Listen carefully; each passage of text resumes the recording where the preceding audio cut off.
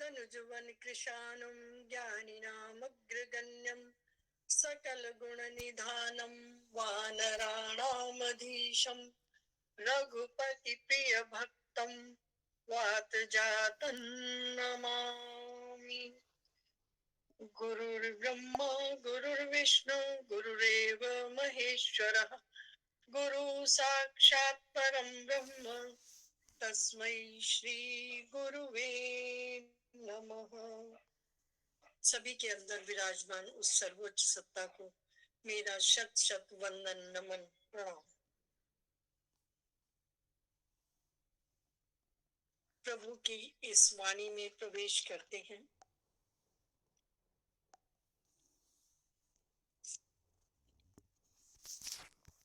बत्तीस पर थे हम लोग जी। आज 33 करना। 32 जी। सदृशं चेष्टते। कुछ कोई कह रहा है। नहीं, वो नहीं, मेरे ऑडियो पे ही हो ऑडियो पे ही जाता है हो कभी जाता है कभी। अच्छा।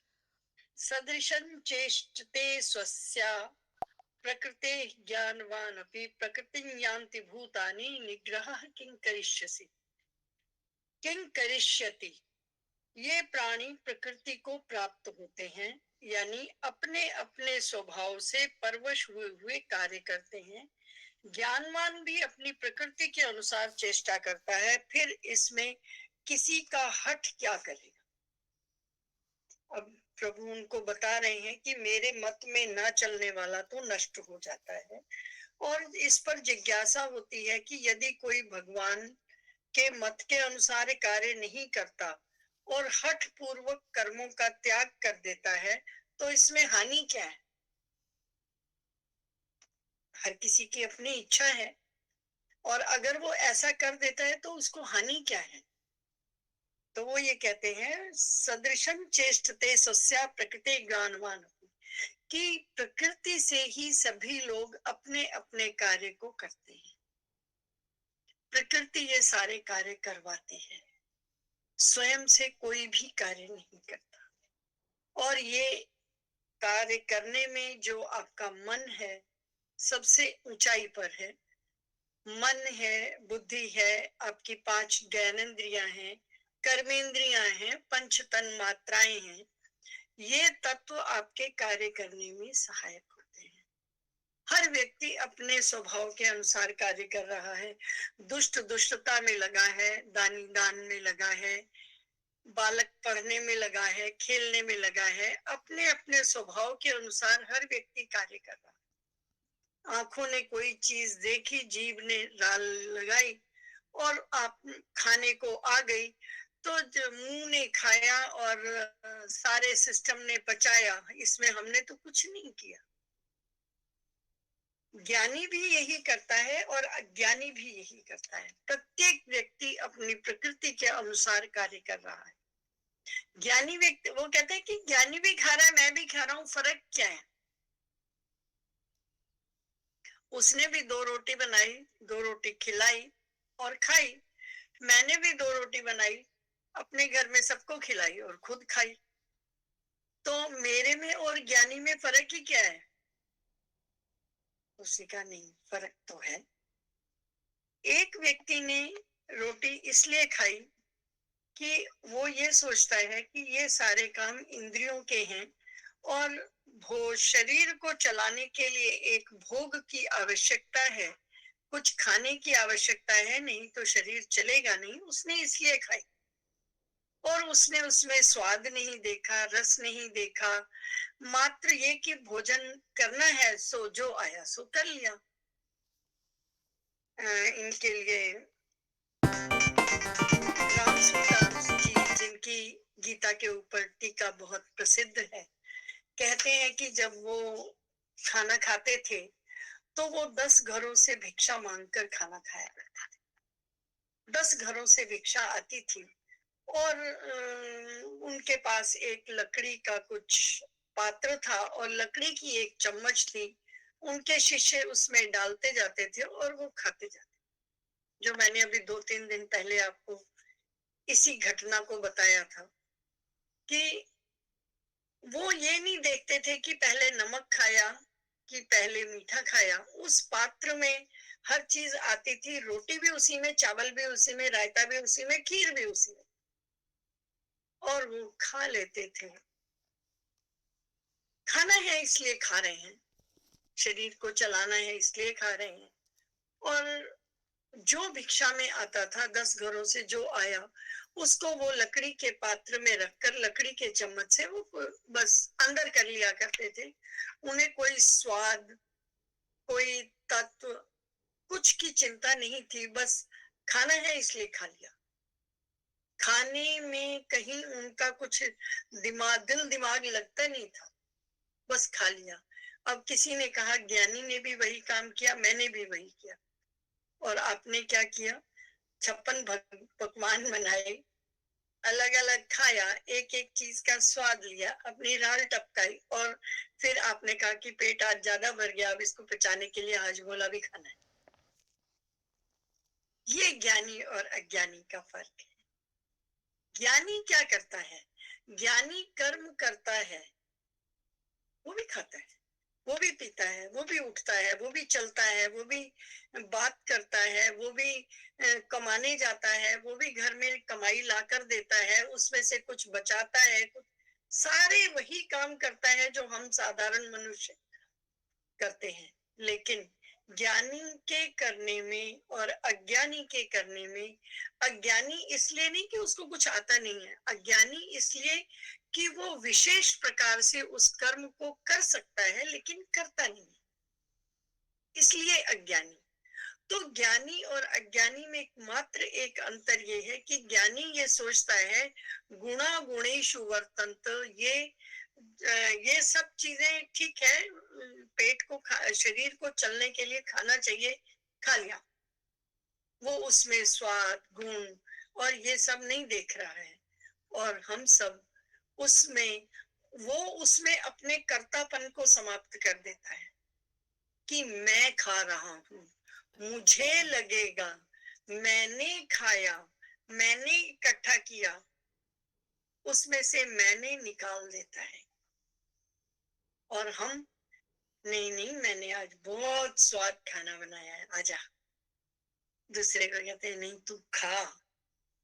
तीसरा कहता है हाँ हाँ बहुत अच्छा था, ये तो और भी अच्छा था, जरा एक कटोरी और तो देना।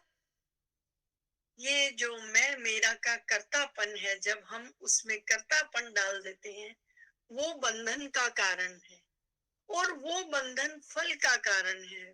फल मोक्ष से आपको दूर करते हैं। फिर आपका जैसा आपने खाया अन्न, वैसा होगा आपका मन, और वो मन, उसकी गति तो ईश्वरी जाने कहां तक जाएगी। तो जो काम ज्ञानी करता है वही हम करते हैं। साधारण देखने में तो सभी ने खाना खाया, लेकिन उस खाना खाने में जो अंतर था, उसको वही देख सकता है जो कुछ इसके बारे में ज्ञान रखता है। हम सभी ने गीता पढ़ी, गीता सुनी, व्यवहार में लाने की कोशिश की, लेकिन वास्तव में हम कितनी व्यवहार में लाई, ये वाली बात है कि हमने अपने कर्तापन को कितना समाप्त कर पाए। अपने कर्तापन को कितना हम समाप्त कर पाए, इस पर निर्भर करता है कि हमने कितना जाना। तो वो ये कहते हैं प्रकृति से ही ये सारे कुछ कार्य होते हैं, तो प्रकृति का निग्रह कैसे किया जा सकता है? इसके लिए एक गीता में ही श्लोक आता है शायद, आत्मानम रत्नम विद्धि, कि अपने आप को तुम रथ समझो। नहीं, किसी उपनिषद में आता है कि अपने आप को तुम रथ समझो, और इन इंद्रियों के जो घोड़े हैं इनको तुम संभालो, लगाम दो, इनको थामो, इनको संयम के कोड़े मारो, इनको संयम सिखाओ। और सबसे बड़ा जो आपका सारथी है कौन? मन। इसको मार, इसको कहो कि इसको थाम के रखे, अपने रथी को कहो कि इसको थामे। भगवान कहते हैं कि जो भी कार्य आए उसको अच्छे से करना चाहिए, और प्रभु स्वयं भी उस कार्य को कर रहे हैं। देखो, ये सारी समय में वो कितने कितने कार्य करते रहे और आज युद्ध के मैदान में वो खाली सारथी बने।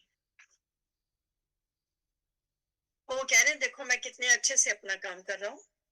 अभी जैसे ही शाम होगी तुम रथ से उतरोगे, मेरा जो रथी है वो जब उतरेगा तो मैं अपने घोड़ों का खरैरा करूंगा, अपने घोड़ों को पुचकारूंगा ताकि कल ये फिर मेरे अनुसार कार्य करें।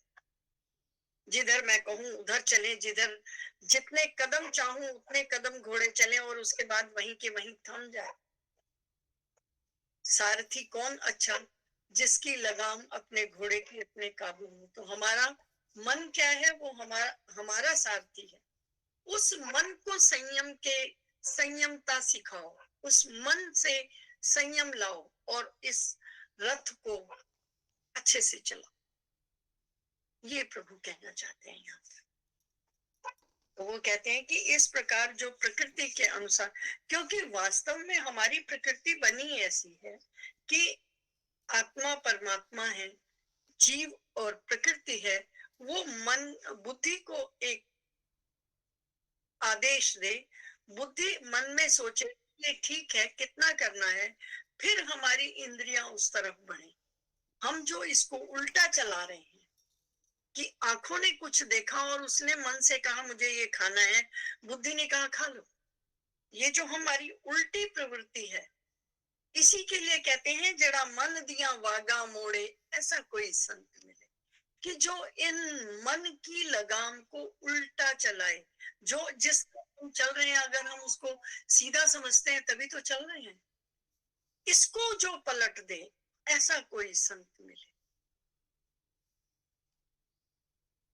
छेड़ा तार प्रभु दे नाल जोड़े, ऐसा कोई संत मिले कि जो हमारी तारों को, जो बाहर चल पड़ी हैं, इस संसार को देखने चल पड़ी हैं, यहां से तोड़कर पलट के भगवान की तरफ मोड़ दे, ऐसा कोई संत मिले, ऐसा कोई ज्ञानी ध्यानी हमारे जीवन में आए जो हमें वास्तविकता में ये सिखाए कि हमने कैसे चलना है।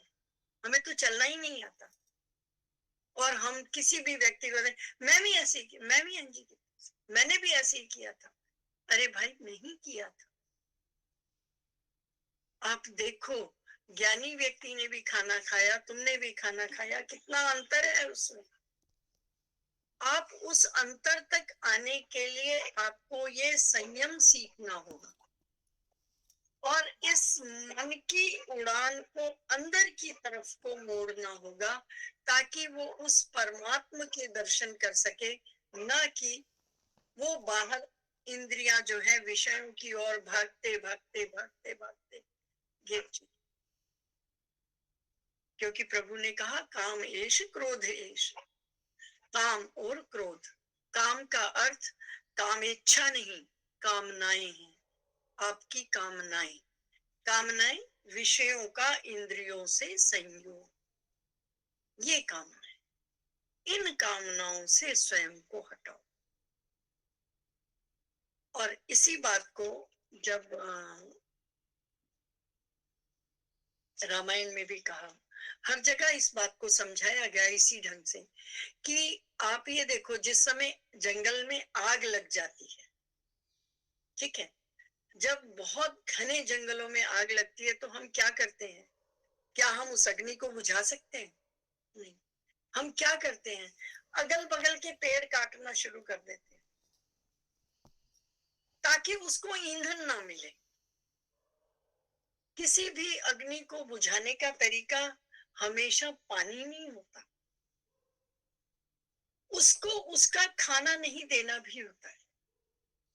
तो कभी आप ऐसा भी कर सकते हो कि भूख लगी, आपने कुछ खा लिया, कामना शांत हो गई, ये भी एक तरीका है।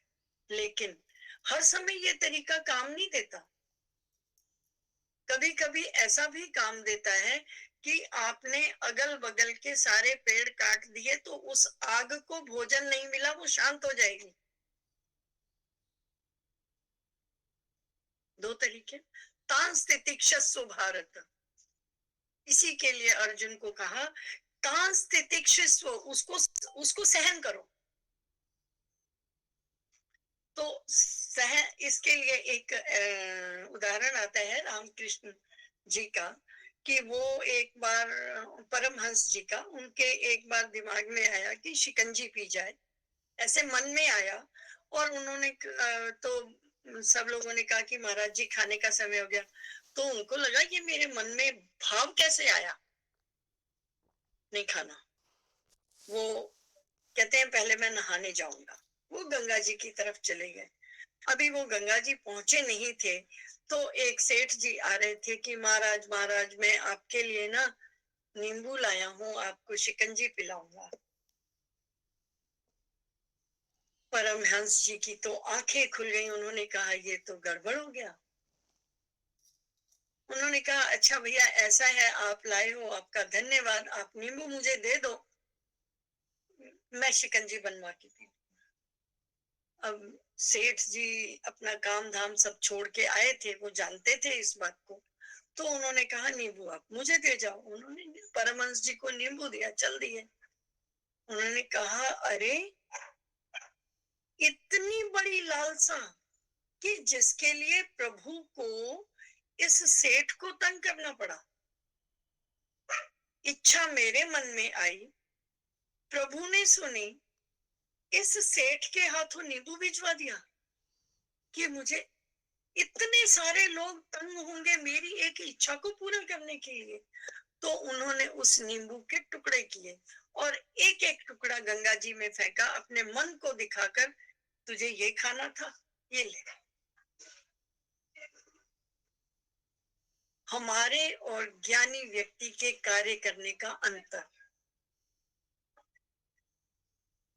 हम ये कहते कि प्रभु ने भेजा है, प्रभु की इच्छा है, ले पी शकरकंद, तू शिकंजी पी।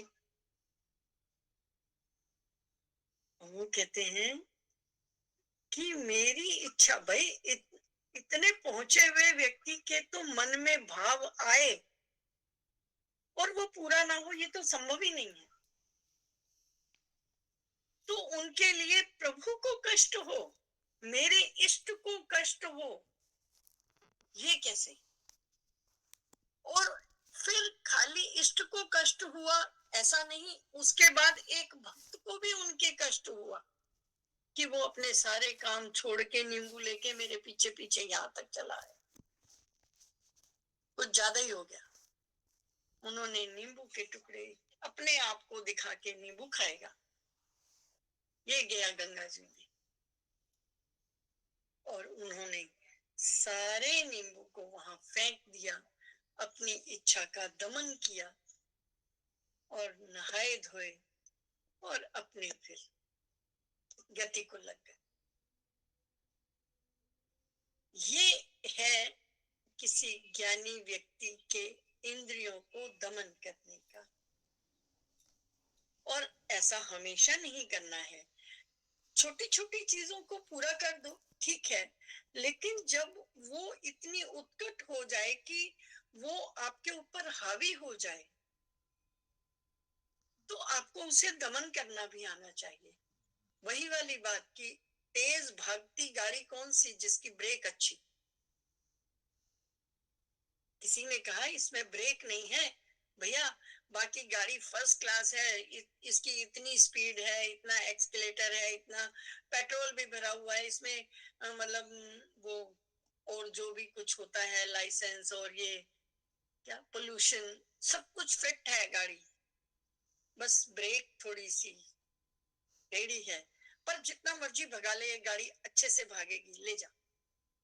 ड्राइवर कहता है पागल कुत्ते ने काटा है, ब्रेक है नहीं और कहता है गाड़ी भगा ले। और दूसरी गाड़ी थी, उसने कहा इसमें पेट्रोल थोड़ा कम है, ये इतने किलोमीटर ही जाएगी, ब्रेक इसका जानदार है, जिस गाड़ी में बैठना है बैठ जा। तो समझदार व्यक्ति ने कहा कि ब्रेक वाली ही ठीक है, जितना जा रही है उतना ही ठीक है, मैं इसी में ही जाऊंगा। तो ब्रेक होनी बहुत जरूरी है। ये हमें हमारे ज्ञानी जन सिखाते हैं कि ब्रेक हर जगह अच्छी वाली होनी चाहिए। जो ब्रेक है वो आपको उड़ने का साहस देती है, जो ब्रेक है वो आपको ऊंची उड़ान और तेज गति का साहस देती है, एक्सकेलेटर नहीं देते। ब्रेक है तो आप गाड़ी कहोगे 500 की स्पीड, 150 की, 200 की स्पीड पे भी भगा ले, कोई बात नहीं, जब चाहूंगा ब्रेक लग जाएगी। अगर ब्रेक पर कंट्रोल नहीं है तो गाड़ी को भगाओ मत। ये दृष्टांत खाली गाड़ी के लिए नहीं है, ये इस शरीर रूपी गाड़ी के लिए भी है। अगर आप इसे गाड़ी समझते हो तो ब्रेक अच्छे होने चाहिए। यदि इसे रथ, आत्मानम रथनम विद्धि, यदि इसे आप रथ समझते हो तो लगाम हाथ में होनी चाहिए, हाथ में इतना हुनर होना चाहिए, जहां आप चाहोगे इसे रोक लोगे कि अब बस हो गया, फिनिश। और यदि खुद में ब्रेक नहीं है और ये नहीं है तो उड़ने की कोशिश मत करो, गिरोगे और गिरने से बचो, गिरने पर चोट लगे जो आपके लिए ठीक नहीं। तो वो ये कहते हैं, इंद्रियस्य इंद्रियस्य इंद्रियार्थी रागद्वेषौ व्यवस्थितौ तयोर्न वशमागच्छेतौ ह्यस्य परिपंथिनो। कि इंद्रियों के अर्थ में, अर्थात इंद्रिय के विषय में राग और द्वेष छुपे हैं। जब इंद्रियों के विषयों की ओर बढ़ती हैं तो उसमें एक राग और एक द्वेष, जो हमने कल बोला था कि इन तीन चीजों को हमेशा संभालो, संताप, कामना, इन तीनों को जब संभाला जाएगा तभी, क्योंकि मनुष्य के दोनों वश में नहीं, इन प्रत्येक इंद्रिय के विषय में राग और द्वेष छिपे हुए हैं और मनुष्य को उन दोनों के वश में नहीं आना चाहिए, अर्थात इनसे परे होकर कार्य करना चाहिए, क्योंकि दोनों ही कल्याण मार्ग में विघ्न डालने वाले। और इसी के साथ है, श्रेयान स्वधर्मो विगुण पर धर्मात् स्वनुष्ठितात् स्वधर्मे निधनं श्रेय पर धर्मो भयावह। अर्जुन के मन में ये बात आ भी सकती है कि इतने घोर कर्म में मुझे लगाए चले जा रहे हैं, बार बार मुझे लड़ने के लिए कह रहे हैं, फिर मुझे कहते हैं कि इसमें आसक्त मत हो, इसमें इसके ना तो इसको तू पा, ना इसका रक्षण कर, ना इसके खो जाने का संताप कर। इतनी सारी बातें मैंने इसको बताई तो इसके दिमाग में ये आ भी सकता है ना, ठीक है तो मैं ज्ञान प्राप्त कर लेता हूँ, मैं कमंडल उठा लेता हूँ। और ये अर्जुन के दिमाग में आए ना आए, हमारे दिमाग में जरूर आता है। हम कहते हैं छोड़ परे सारा कुछ, चलो हरिद्वार चलते हैं, वहां किसी कुटिया में रह के और प्रभु का भजन करते हैं, कहाँ इस झंझट में फंसे। हम सब यही करते हैं। आदमी के दिमाग में वो कहता है ओ छोड़ो जी छोड़ो, बाबा बन जाओ, उन लोगों को तो इतनी कोई टेंशन नहीं होती, हमें ही टेंशन है। अरे भाई, उनको आपसे ज्यादा टेंशन होती है। आपका एक परिवार, उसके अंदर कितने लोग, हद तो वध 5, 6, 7, 8, 10, 15, 20, 50, 100, इससे ज्यादा तो नहीं आपका परिवार। और महात्मा का परिवार कितना बड़ा, ये सारा जगत। हर आदमी जाता है, महाराज जी आज तो मेरे घर में ये हो गया। ओ महाराज जी, तुसी अपना घर नहीं संभालिया, मेरा और सब लोगों का घर संभाल रहे हो। तो तुमसे जब अपना नहीं संभल रहा तो तुम कहाँ लोगों के घरों को संभालने के लिए साधु बन रहे हो भाई। साधु बनना आसान नहीं है। मुझे अच्छे से याद है, एक बार गुरचरण दास जी महाराज बैठे हुए थे, मैं छोटी सी थी, 7वीं 8वीं में पढ़ती थी, तब की बात है। एक बंदा आया, वो कहता है महाराज जी अब मेरा मन उचाट हो गया है इस दुनिया से, मेरे को चोला दे दो। तो हम पहले सोचते थे, छोटे होते थे तो कहते थे ओ बहू जी, महाराज जी से ना वो फलाना बंदा आया था, चोला मांग रहा था। तो वो तो बाहर ही सूख रहा था, दे देते उसको। तो बाबूजी पिताजी ने बताया कि नहीं, वो चोला ये नहीं होता, चोला नामदान होता है। वो साधु बनने की बात कर रहा था। तो पिताजी ने पूछा कि फिर मतलब स्वामी जी ने क्या कहा। मैंने कहा स्वामी जी ने उसको कहा, क्यों तेरी पत्नी और 2 बच्चे हैं ना। मैंने कहा हाँ। मैंने कहा ऐसे, उन्होंने ऐसे बोला कि तेरी पत्नी और 2 बच्चे हैं, पहले तू उनके शादी ब्याह तक का और पहले तू उनके बुढ़ापे तक का सारा इंतजाम कर, उनके नाम से उतना पैसा जमा करके आ, मैं तुझे चोला दे दूंगा। अपने कर्तव्यों को मतलब ऐसे छोड़ के, अदर में छोड़ के तो कोई साधु नहीं बनना। या तो तू शादी ना करता, अगर तूने की है तो पहले गृहस्थी निभा, नहीं निभा सकता तो उनका इंतजाम कर। तू गृहस्थी से विरक्त होके नहीं आया, तू गृहस्थी से तंग होके आया, और तू तो साधु बन के भी यही करेगा। तेरे से 2 बच्चे नहीं संभले, बीवी नहीं संभली, हम पूरा मोहल्ला, मेरे पास 190 घर तो इसी मोहल्ले के हैं जो मेरे पास आके अभी कुछ कुछ बताएंगे, तू बैठ यहाँ पे। फिर विचार करना कि तू तंग होके आया है कि तू उससे असंग होके आया है।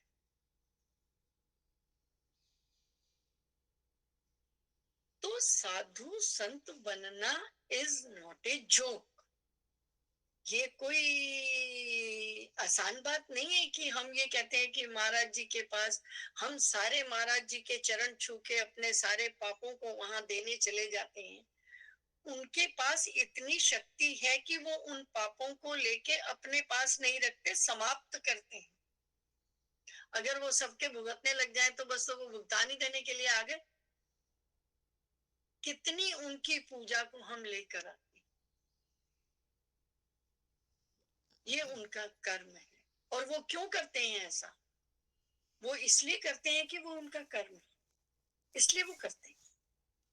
वो इन चीजों से इनकार नहीं करते। वो समाज के लिए उन्होंने स्व का त्याग किया है, समाज के लिए। एक परिवार का त्याग एक समाज के लिए, एक समाज का त्याग एक प्रदेश के लिए, एक प्रदेश का त्याग एक देश के लिए हमेशा से होता आया है। और व्यक्ति जब बहुत बड़ा हो जाता है ना, तो वो छोटी सी, चाहे बहुत, जैसे हम आसमान में पहुंच जाए तो धरती बहुत छोटी सी दिखाई देती है। यूं आप अपने देश को भी देख नहीं सकते एक बार में, लेकिन ऊपर जाकर आप कितने सारे देशों को इसी आंख से देख पाते हो। धरती छोटी दिखती है। जो जो आप ऊंचाई पर जाते हो, आपका कार्य क्षेत्र विस्तार होता जाता है, आपकी दृष्टि बड़ी होती जाती है, आपका मन बड़ा हो जाता है। उस बड़े मन के साथ आप अपने कार्यों को करने में सफल होते हैं। तो वो ये कहते हैं, स्व श्रेयान स्वधर्मो विगुण पर धर्मात् स्वनुष्ठितात् स्वधर्मे निधन श्रेय पर धर्मो भाव। वो कहते हैं अपने धर्म में मरना भी श्रेयस्कर है। तो सबसे पहले बात उठती है कि अपना धर्म क्या है। हमारा धर्म है जो भी हमें गुण धर्म से, यानी हमारी योग्यता से जो हमें कर्म मिला है, वो हमारा धर्म। नंबर 2, पहले के समय पर इतने यातायात के साधन नहीं होते थे, और व्यक्ति का धर्म और कर्म कितना होता था जो वो अपने घर परिवार, अपने गांव देश में देखता था, उसको करना उसका धर्म होता था। जो उसके परिवार में जो पिताजी रोज करते हैं, वो आपको सोए सोए भी याद हो जाता है। हमें दुर्गा सप्तशती ऐसे ही याद हो गई थी। पिताजी रोज सुबह उठ के यद गुह्यम परमम लोके रक्षा करण नाम यन्न कस्य चिदाख्यातम तन्मे बुरे, जो पिताजी बोलते थे, पूरी दुर्गा सप्तशती अपने नहाते ही निकले और शुरू हुए, और वो तब तक बोलते थे जब तक उनका नाश्ता नहीं आ जाता। वो पूरी दुर्गा सप्तशती उस समय उनको कंठस्थ थी, वो बोलते थे, हम सोए सोए सुनते थे और हमें याद हो। किस किसी ने हमें याद नहीं कराई, हमने कभी किताब खोल के याद नहीं की। बाद में पता चला जो याद हो गया वो दुर्गा सप्तशती। तो ये जो हमें घर से कर्तव्य मिलता है, जो हम घर से सीख जाते हैं, वो करना हमारा धर्म है। इसका अर्थ ये नहीं कि अगर मेरे घर में मतलब हर व्यक्ति वही कार्य करे जो उसके घर से उसको मिला, नहीं, जो उसको अपनी योग्यता से मिला वो भी उसका धर्म है। यानी जिस समय मैं पढ़ रही हूँ उस समय पढ़ना मेरा धर्म है। जिस समय मैं माँ बन गई हूँ अपने बच्चे का लालन पालन मेरा धर्म है। जिस समय मैं बावर्ची बन गई हूँ, खाना बना रही हूँ, उस समय खाना बनाना मेरा धर्म है। जिस समय मैं खाना खिला रही हूँ, एक परिचर्या करना मेरा धर्म है। जिस समय मेरी शादी हो गई है, पति को खुश करना मेरा धर्म है। जिस समय मैं बिस्तर पे हूँ, वेश्यावृत्ति की तरह कार्य करना, वेश्यावृत्ति की तरह कर्म करना, वो मेरा धर्म है। ये सब मेरे धर्म है। वेश्यावृत्ति से ये नहीं मानना चाहिए कि हम एक से अधिक जगह जा रहे हैं। इसका अर्थ है संयमित जीवन को एक व्यक्ति के साथ, गुण धर्म के साथ संतान उत्पत्ति करना भी धर्म। लोग एक समय पर आके ये कहते हैं कि अगर हमने ऐसा कार्य किया तो वो हमारे धर्म के खिलाफ है। नहीं, अगर हम सुहागन हैं तो पति के साथ पति को खुश करना भी हमारा धर्म है। वहां ये भी धर्म है। हमारे धर्म की कितनी बड़ी परिकल्पना है कि आप जिस समय जिस कर्म में प्रवृत्त हैं वो आपका धर्म है, और उस धर्म को धर्म के अनुसार कर देना, उसमें लिप्त नहीं हो जाना, सुबह से शाम तक उसी कार्य को न करना भी हमारा धर्म है। लेकिन जिस समय जिस कार्य में हम प्रवृत्त हैं उस कार्य को तन मन धन से करना हमारा धर्म। धर्म अर्थात जो हमारा कर्तव्य कर्म है। हम पलटकर फिर वहीं आ गए कि कर्तव्य कर्म को निश्चयात्मिका बुद्धि के साथ करना हमारा धर्म है, और उस धर्म में लगे रहना ये हमारा धर्म और कर्म है।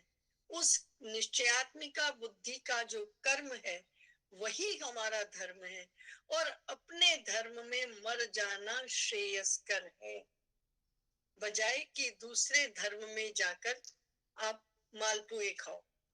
उससे अच्छा है अपने धर्म में मर जाया जाए।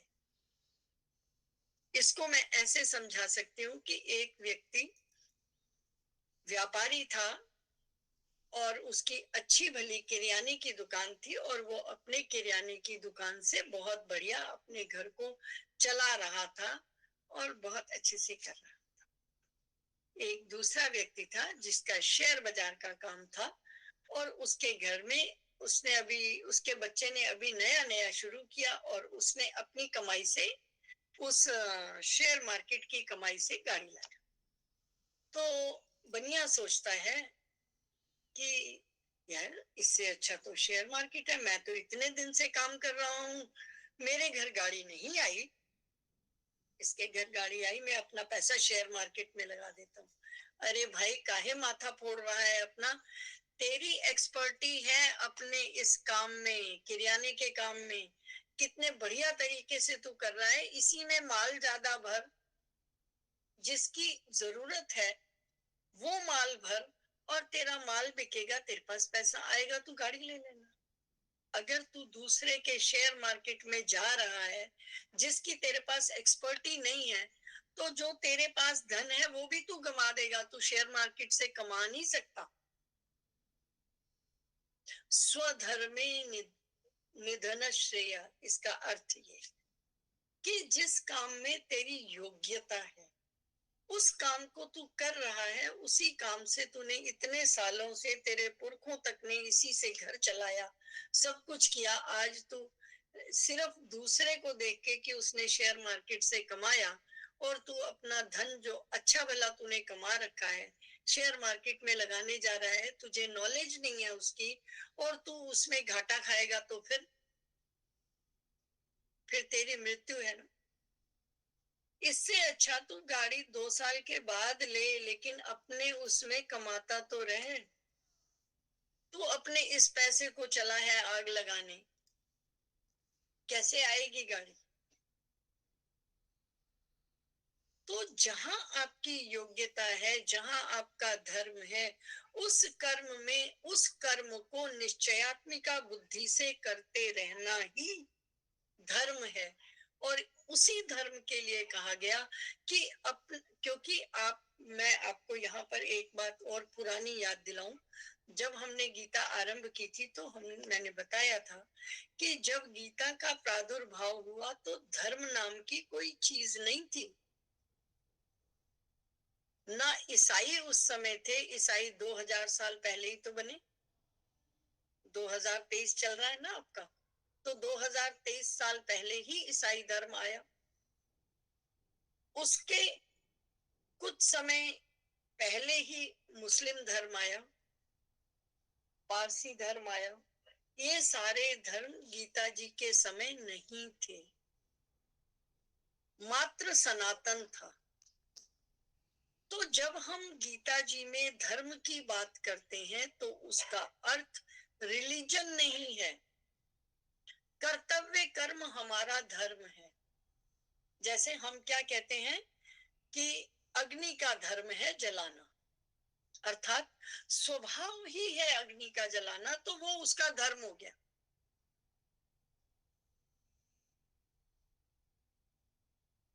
पानी का धर्म है गीला करना, तो पानी पानी स्वभाव से ही गीला करता है, तो वो उसका धर्म हो गया। उसी बात को यहाँ कहा कि स्वभाव से जो जिस कर्म में लगा है वही उसका धर्म है। उसी को निश्चयात्मिका बुद्धि से करते रहना आपका धर्म है, और इसी धर्म में लगे रहना आपका कर्तव्य है। यही आपका कर्तव्य धर्म है, कर्म है। यही आपके लिए श्रेयस्कर है। श्री कृष्ण गोविंद हरे मुरारी, हे नाथ नारायण वास